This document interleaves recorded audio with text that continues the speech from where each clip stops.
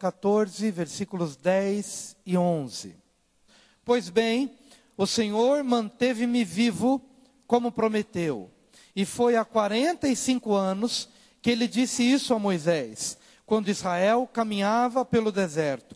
Por isso aqui estou hoje, com 85 anos de idade.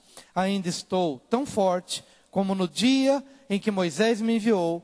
Tenho agora tanto vigor para ir à guerra como naquela época. Amém. Pai bendito, obrigado por tua palavra bendita. E que hoje recebamos mais uma vez a graça para compartilhar dela com simplicidade, mas com a profundidade necessária para que se mudem conceitos, para que se mudem valores, que teu nome seja glorificado na nossa vida e que a partir de hoje possamos dar início a um novo ciclo na tua presença, a um novo ciclo diante da sociedade, diante da humanidade, um novo ciclo diante de nós mesmos.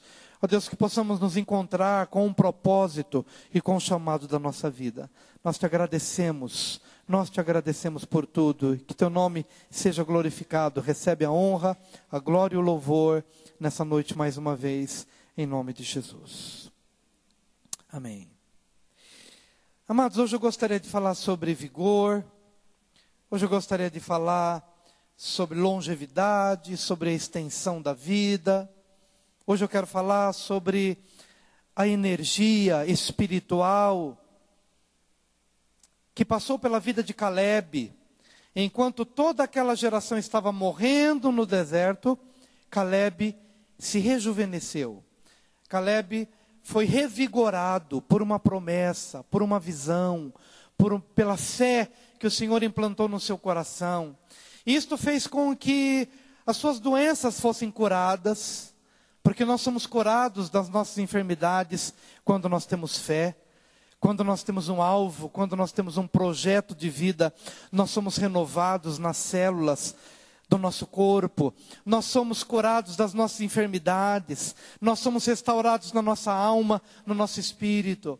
A extensão da vida de Caleb e essa força que ele professa ter aos 85 anos, comparando com o período em que ele tinha 40 anos. 45 anos haviam se passado, e ele olha para o seu corpo, e ele chega a uma constatação.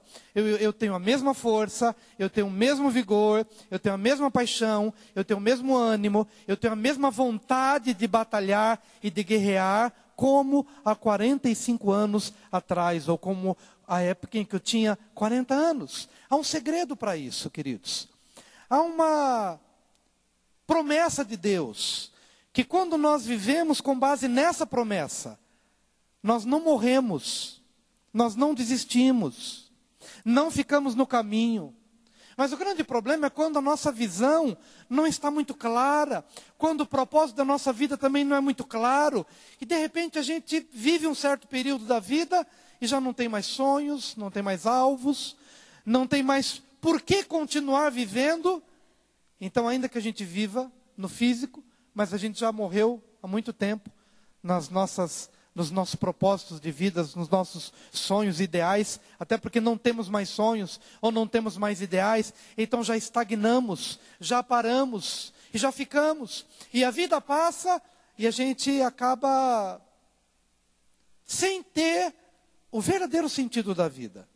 Caleb foi rejuvenescido, foi revigorado, e aos 85 anos ele disse: dá-me essa terra, não importa quem morreu, não importa quem ficou, eu estou vivo e ativo, e estou vigoroso para conquistar essa terra, e com a mesma paixão que eu tinha quando eu tinha 40 anos. Amém? Quantos querem ter esse vigor? Quantos querem ter esse vigor? Quantos querem ter essa paixão? Quantos querem ser renovados no Senhor? Isso é para você, meu amado. É para você. Qual que é o segredo, queridos, na vida de Caleb? Para entender esse segredo espiritual na vida de Caleb, é importante a gente entender o que aconteceu com a grande maioria. Quando você entende o que aconteceu com a grande maioria, você consegue estabelecer o diferencial. Por que os outros morreram, mas ele permaneceu? Por que os outros ficaram no deserto, mas ele entrou na terra prometida? Na verdade, grande multidão, apenas 2 pessoas entraram, Josué e Calebe. Calebe e Josué. Todos os outros daquela geração, de quem havia saído do Egito, todos haviam morrido no deserto. 2 entraram, Josué e Calebe. E quando você olha para a grande multidão, a gente precisa voltar no período em que Calebe tinha 40 anos. E ele estava pronto para entrar. Josué estava pronto para entrar. Moisés havia separado 12 dos seus líderes das tribos e havia ordenado: vão lá espiar a terra e voltem para compartilhar, para que o povo saiba como entrar na terra prometida. Calebe, na altura, tinha 40 anos. Toda aquela geração estava viva. E os 12 foram, e eles voltaram. Porém, dos 12, 10 voltaram dizendo: olha, realmente a terra que Moisés nos manda, que Deus nos manda conquistar, é uma terra boa. Olha o fruto, que coisa maravilhosa. Olha que terra boa, que mana leite e mel. É uma coisa esplêndida. Mas nós não podemos entrar. Os 10 vieram dizendo: a terra é maravilhosa, Deus falou, nós entendemos o que Deus falou, mas tem um problema, nós não podemos entrar. Os gigantes são de fato gigantes, as adversidades são enormes, os problemas são muitos, a terra é boa, mas nós somos como que gafanhotos, nós não podemos entrar, não temos recursos, não temos força, não temos condições espirituais, emocionais, materiais, não temos, não podemos. E amados, quando eles voltaram dizendo, o povo que já não cria, porque 430 anos de escravidão torna uma mentalidade escrava. Aquele povo, quando ouviu a palavra, nós não podemos, somado à forma como eles já se viam, como eles se viam, eles eram escravos por 430 anos, gerações se passaram, e eles estavam acostumados com a ideia: somos escravos, somos pequenos, não podemos, não temos condições. E então 10 vieram dizendo: a terra é maravilhosa, mas nós não podemos. O problema não está na terra, o problema está em nós. O problema não está naquilo que Deus falou, o problema está na forma como nós nos vemos. O problema está na nossa incapacidade de abraçar o que o Deus da liberdade está nos ordenando. Porque na verdade o estigma da escravidão nos persegue. A maldição das prisões, das cadeias, que já não estão mais, nem em nossas mãos, nem em nossos pés, mas estão na nossa alma, estão na forma da gente ver, está na forma da gente ler o mundo, está na forma da gente compreender todas as coisas. Não temos mais correntes nas mãos e nos pés, mas temos correntes na mente, temos corrente no coração, temos as correntes ainda na nossa alma. A terra é maravilhosa, Deus é bondoso, mas nós não podemos conquistar. O problema não está em Deus e não na terra, mas está na nossa forma de conceber essa mensagem. Em outras palavras, estamos livres do Egito, mas o Egito ainda está dentro de nós, mais do que o que a gente imagina. Estamos livres geograficamente daquele território, mas a perseguição de Faraó continua na nossa mente. Meu amado, você se converteu a Jesus, graças a Deus. Dê um glória a Deus, levante a sua mão, graças a Deus, pela salvação que há em Cristo Jesus. Aleluia, que bênção! Mas quantas vezes, amados, ouvimos pregação, ouvimos a palavra, somos enxertados, a palavra enxertada em nós, mas a gente continua com a mentalidade. É como se o diabo continuasse todos os dias dizendo: você não pode, você é pequeno, você não tem dinheiro, você não tem recurso, você não vai adiante.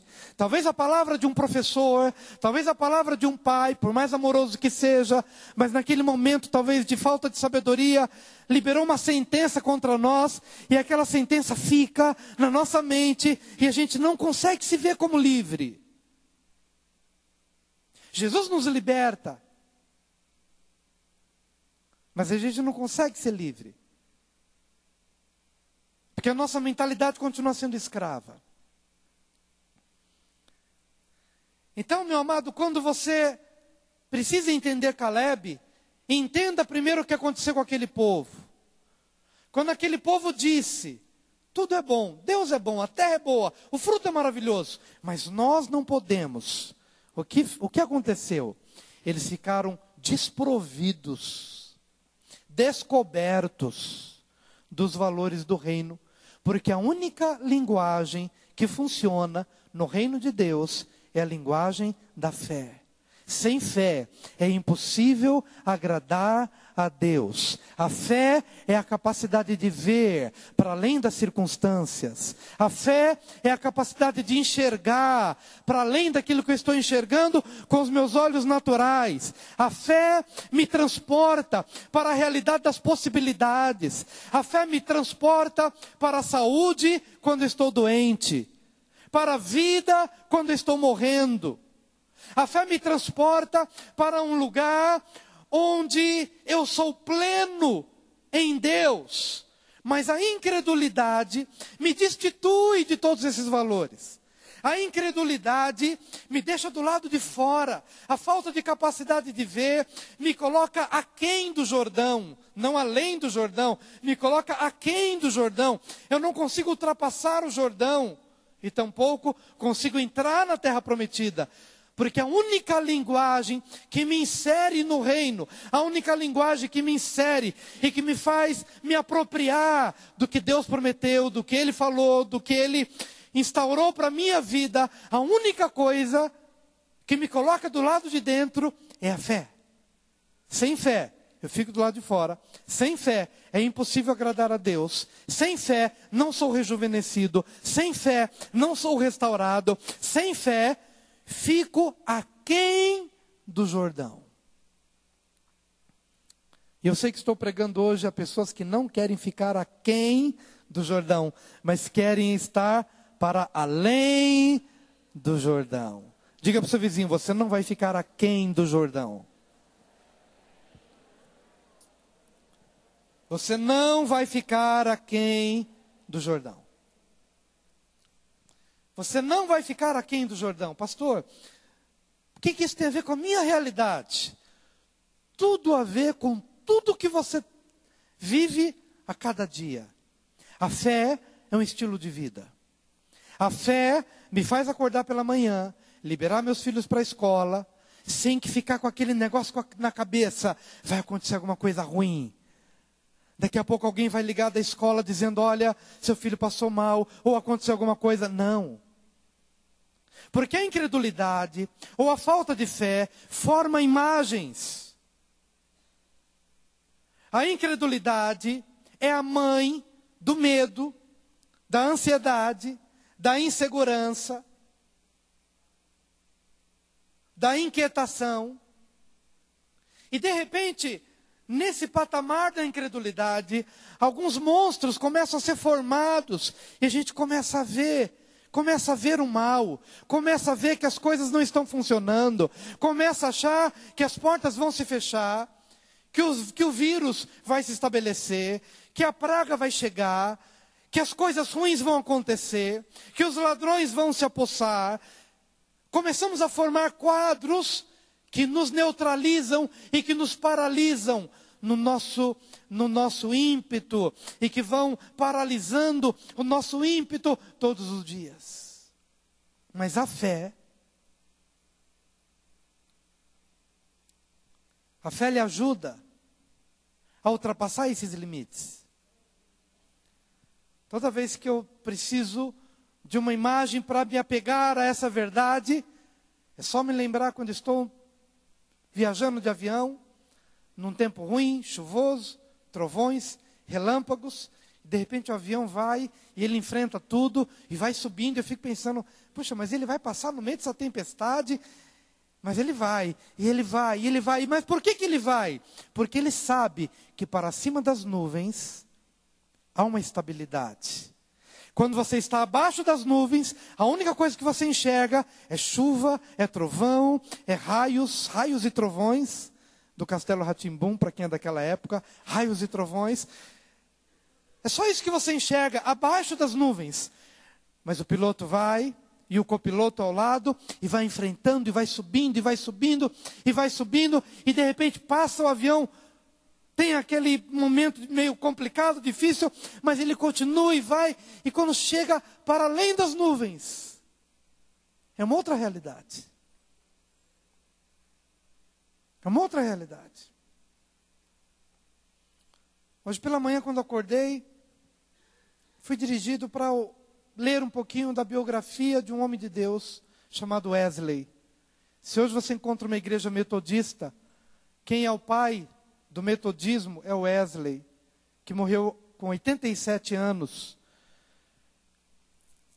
E aos 72 anos, ele que tinha o hábito de escrever diários, quando ele tinha 72 anos, ele escreveu dizendo: qual que é o segredo de hoje, com 72 anos, quando eu faço meu aniversário, eu me sinto mais moço, mais jovem e mais forte do que quando eu tinha 40 anos. 72 anos hoje. 30 anos se passaram. E eu me sinto hoje mais forte, mais vigoroso. E ele começa a listar os segredos. E ele diz o seguinte, que olha, o segredo dos meus 50 anos de ministério, se converteu aos 37, morreu aos 87. E o segredo desses 50 anos de ministério é acordar às 4 horas da manhã para orar. E quando dá 5 horas da manhã, eu começo a pregar. E montado no seu cavalo, cavalgava uns 90 quilômetros por dia para pregar nos sertões, nos lugares longínquos, pregando.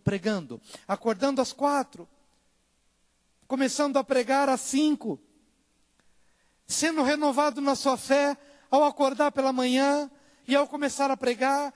E houve uma experiência interessante, que ele estava num dia em alto mar, numa tempestade terrível, ele e o irmão, junto com algumas pessoas, crentes, com os moravianos.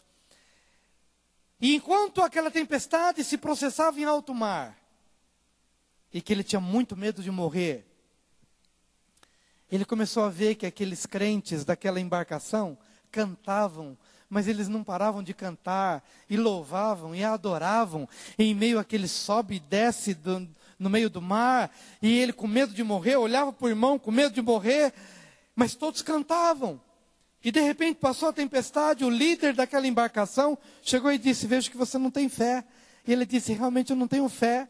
E o líder disse: então você vai começar a pregar sobre fé, até que a fé brote no seu coração. Prega sobre fé.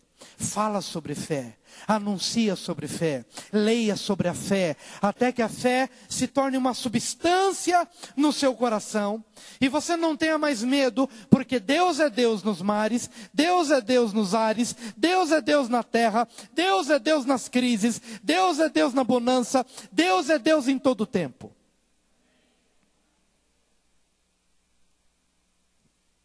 Amém, queridos?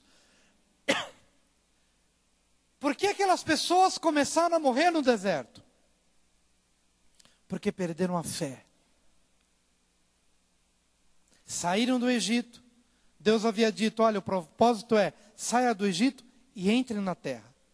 Quando eles aceitaram a mentira de que não podiam entrar, então para que viver? A incredulidade gera medo, gera ansiedade, a ansiedade gera preocupação, a preocupação gera crise nervosa, a crise nervosa gera gastrite, a gastrite gera úlcera, a úlcera gera alguma coisa a mais, e as pessoas vão morrendo no corpo, porque primeiro morrem na alma. Mas aqueles que creem, e aqueles que são renovados na fé, eles são renovados no físico. Diga para o seu vizinho: seja curado em nome de Jesus.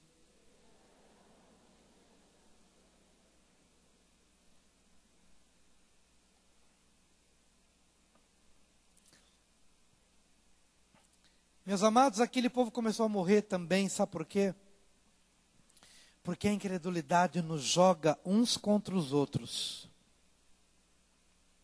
Quando eu não consigo atingir aquilo que Deus quer para a minha vida, eu começo a culpar o professor, eu começo a culpar a mãe, eu começo a culpar o pai, eu culpo o líder, eu culpo a Dilma, eu culpo o Temer, eu culpo o Cunha, eu culpo o Congresso, eu transfiro a responsabilidade, porque em meio às minhas impossibilidades, eu tenho que achar um culpado, eu tenho que achar um responsável, e eu começo a transferir, porque o meu coração se amargura.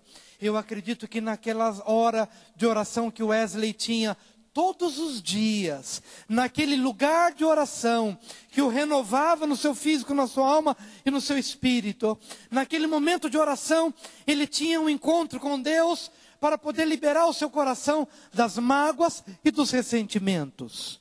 Muitas pessoas se levantaram contra o ministério dele.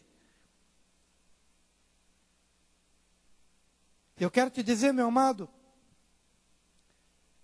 que quando a gente abriga a incredulidade no nosso coração, a gente concebe uma raiz de amargura em relação às pessoas, como aquelas pessoas que queriam apedrejar Moisés e Arão. Porque o peso da responsabilidade era demais da conta. Então eles se amarguraram contra Deus. Às vezes nós nos amarguramos contra Deus. Deus, por que meu parente morreu? Deus, por que meu filho adoeceu? Deus, por que o Senhor permitiu isso no meu casamento? Deus, por que o Senhor permitiu esta situação? E a gente começa a andar em círculos, como aquele povo caminhou por 40 anos, reclamando, murmurando, transferindo responsabilidade para Deus, para Moisés, para Arão, para o vizinho da direita, da esquerda, para a esposa, para os filhos, porque não conseguiam lidar de uma forma responsável com seus próprios erros. Wesley, na sua oração, com certeza, naquele momento de oração diante de Deus, ele tinha a oportunidade de perdoar aos seus ofensores, perdoar aos seus devedores, perdoar aqueles que o perseguiam, limpar o coração, porque a limpeza do coração em relação ao outro também me rejuvenesce. Meu amado, se eu posso acordar o dia seguinte, sem ter na minha mente um sentimento de revolta em relação a alguém, eu estou fazendo um benefício não somente para aquela pessoa, mas estou fazendo um benefício para os meus próximos anos de vida. Se eu posso acordar pela manhã, na certeza de que eu tive a capacidade em Deus de virar a página em relação a quem me ofendeu, em relação a quem não abriu uma porta para mim, em relação a quem militou contra o meu ministério, contra a minha família, se eu tenho a capacidade em Deus para liberar o meu coração em relação ao próximo e virar a página, estou fazendo um benefício para o meu dia, para a minha semana, para o meu próximo mês, para o meu próximo ano. Eu gostaria de lhe perguntar, nesse que é penúltimo domingo de dezembro, será que estamos virando a página em relação àqueles que nos ofenderam? Será que estamos, de verdade, fazendo um bem a nós mesmos? Fazendo um bem ao nosso próprio ministério? Ou ainda estamos vivendo a sombra da ofensa, a sombra das palavras que nos amaldiçoaram? Você que sabe. Você que sabe o que você permite que te amaldiçoe, porque como nós ouvimos, Deus já nos abençoou com toda sorte de bênçãos espirituais nas regiões celestes. Agora, se eu quero me auto-amaldiçoar, ou se eu quiser permitir que o meu arraial seja contaminado por alguma maldição externa, isso é problema meu, problema seu. Mas Deus já preparou um ambiente e já disse, somos abençoados, fomos abençoados. Então entendemos que aquele povo foi morrendo ao longo daqueles 40 anos. Porque deixaram de crer, porque deixaram de ver, porque se maltrataram mutuamente com as suas amarguras, com os seus ressentimentos, foram contaminados por um espírito de indiferença e de ressentimento em relação ao outro, foram contaminados e foram morrendo ao longo daqueles anos. Mas Caleb não. Quantos querem ter o espírito de Caleb? Aleluia. Caleb está dizendo, olha, não importa quantos já foram, eu estou vivo, eu estou com saúde, e eu estou disposto, com a mesma disposição de há 40 anos. Quando Hebe Camargo morreu, eu percebi no meio da igreja uma coisa diferente que eu não tinha percebido antes. Muitas personalidades já tinham passado por nós. Mas quando a Hebe morreu, eu percebi que algumas pessoas ficaram meio chocadas. E a gente teve que lidar com algumas. Por quê? Porque a Hebe era um sinônimo de alegria, de vitalidade nos programas de televisão, e a maneira como ela conduzia a vida e tal. Muito vigor, muita vitalidade, muita alegria, sabe? Aquela coisa assim que as pessoas se identificavam. E de repente ela ficou doente e morreu. Eu senti que algumas pessoas, até foi uma conversa que a Noemi teve comigo, e que alguns também tiveram, você percebeu que fulano de tal se abateu na morte dela? É como se houvesse uma identificação. Bom, se ela, vigorosa, cheia de vida, cheia de alegria, morreu, o que eu tenho de melhor do que ela? Eu queria que você entendesse uma coisa. Meu amado, quando as coisas começarem a ruir à direita ou à esquerda, você tem que fazer o que Caleb fez. Caleb tinha uma promessa de Deus dita por intermédio de Moisés. E ele ficou firme naquela palavra, e ele não olhou nem para a morte de um, nem para a morte de outro. Imagino que ele ver com seus próprios olhos, ver a morte de uma geração inteira, seus amigos, seus parentes, seus colegas, da direita e da esquerda. E ele poderia pensar, eu sou o próximo, estou na fila. Mas ele tinha uma promessa, não. E ele ficou naquela promessa. Deus disse que eu vou pisar na terra. Não importa se a grande maioria vai ficar na metade do caminho, mas ele teve uma promessa.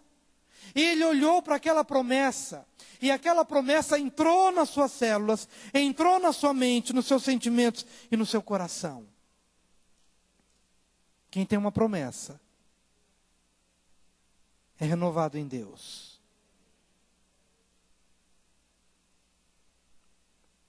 Estão entendendo, queridos?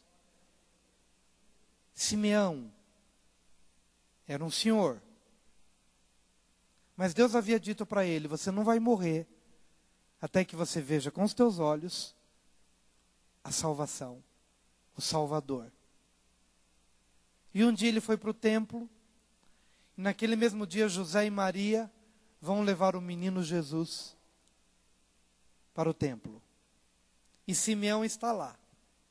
E o Espírito Santo coloca no coração dele dizendo, esse é o menino. Você está vivo por causa dessa promessa. Eu estendi os seus anos de vida por causa dessa palavra. Pega o menino, apalpa o menino, olha para o menino, olha para a promessa. Então foi Simeão, pegou o menino, levantou diante de Deus e fez uma oração. Ó Deus de Israel, pode despedir em paz o teu servo, porque os meus olhos já viram a redenção de Israel. Deus conservou Simeão com vida por causa de uma palavra. Se você tem uma palavra de Deus, meu amado, fica na palavra. Talvez o mundo caia à direita e à esquerda, mas fica você com a palavra. Faz como Ebed-Meleque, da pregação de Jeremias. Haverá cativeiro para Judá, sim. Muitos vão sofrer, sim. Mas Ebed-Meleque, nem um fio de cabelo dele vai ser tocado, porque ele ousou crer no Senhor. Ele é etíope, um eunuco etíope. E ele creu na palavra. Então não fica olhando para Hebe, não fica olhando para aquela personagem, talvez que representasse vida. Olha para a palavra, porque a palavra de Deus é saúde para os teus ossos, é saúde para a sua vida. A palavra de Deus penetra a tua corrente sanguínea, a palavra de Deus penetra os seus sentimentos, o seu coração. E eu quero te dizer, meu amado, se você está em luta na sua casa, luta com seus filhos, luta no relacionamento conjugal, há uma luta financeira, há uma crise financeira, há um mundo caindo à direita e à esquerda, como nós ouvimos, nós não estamos em crise, nós estamos em Cristo. Olha para a palavra, fica na palavra, monta guarda na palavra, faz como Abacuque, sob a torre de vigia, me colocarei para ver o que tu me falas. Esse é o segredo da vida. Em nome de Jesus. Diga para o seu vizinho. Não olha para quem vai ficando no caminho. Deus tem uma promessa para você. Diga isso para ele.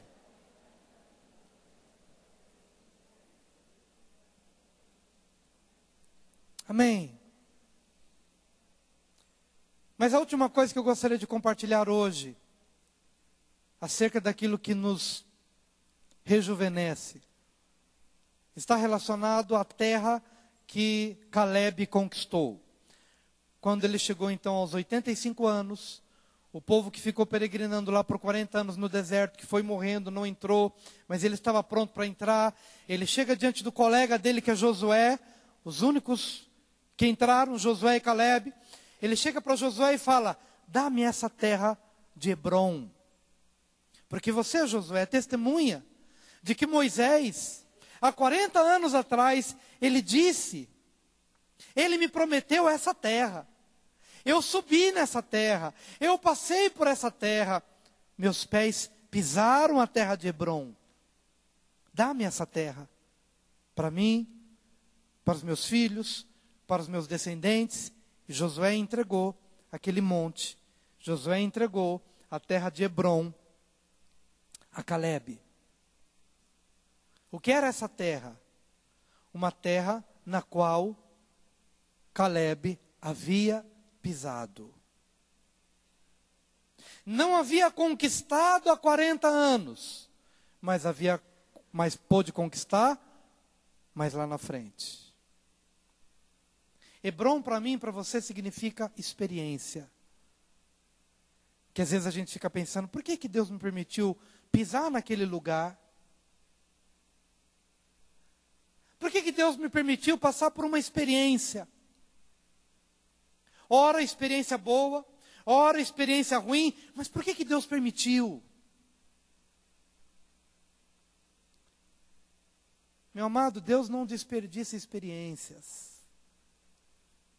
Se Deus permitiu que você, num determinado período da sua vida, passasse por algo muito bom, mas infelizmente você não conseguiu conquistar tudo, não quer dizer que tudo esteja perdido, mas Deus lhe deu aquela experiência.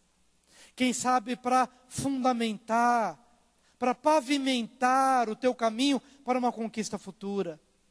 Quem sabe a experiência não tenha sido boa, mas fez parte da sua história, faz parte do registro da sua vida.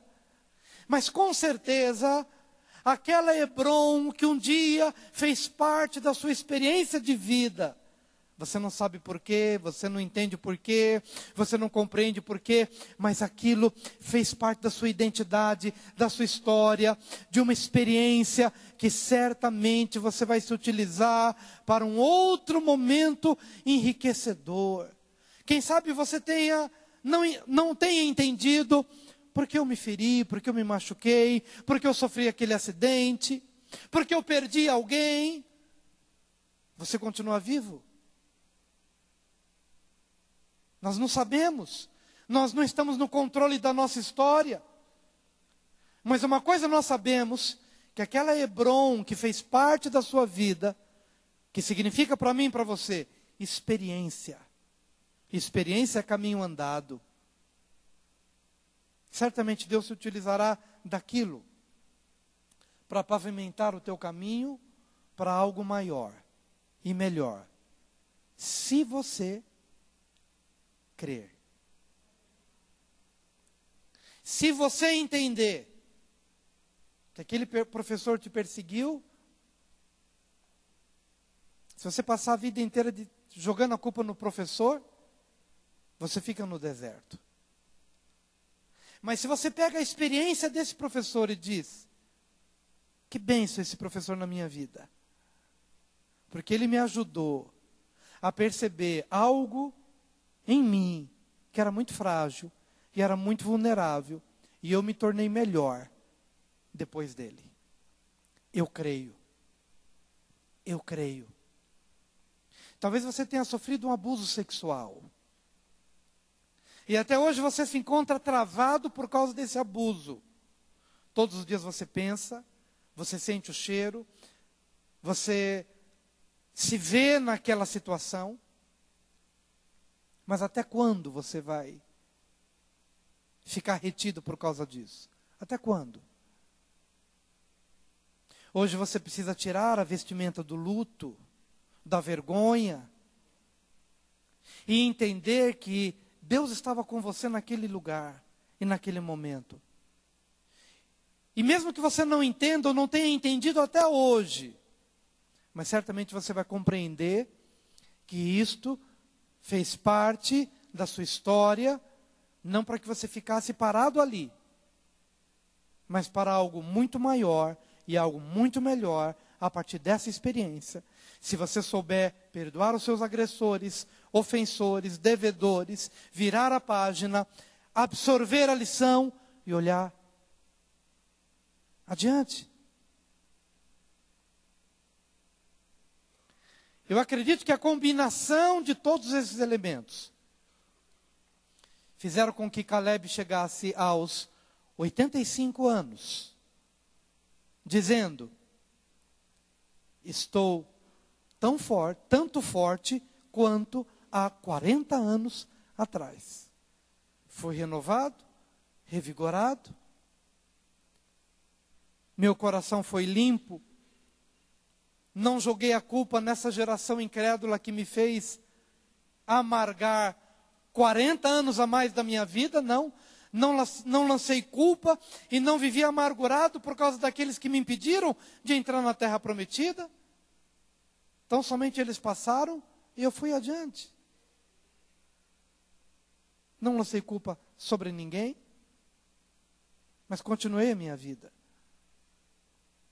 E talvez seja esse o segredo da tua longevidade e da minha. Se a gente entender que essa é a palavra que a gente precisa absorver no dia de hoje, em nome de Jesus. Vamos orar, queridos? Eu quero que você venha aqui à frente, se você hoje entendeu que precisa ser renovado na fé.